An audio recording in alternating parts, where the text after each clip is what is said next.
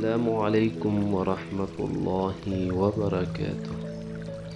ګرانو لیدونکو موږ تاسې ته په دې برنامه کې دا درښایو چې څنګه کولی شو خپلو ګراني ماشومانو ته د حرف صحیح تلفظ ور یاد کړو. نو راځو خپل درس پیلوو. أعوذ بالله من الشيطان الرجيم.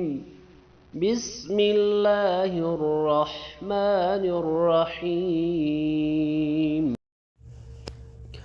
خا خي خو أخ إخ أخ أخا أخي أخو إخا إخي إخو أخا أخي أخو أخن أخن أخن إخن إخن إخن أخن أخن أخن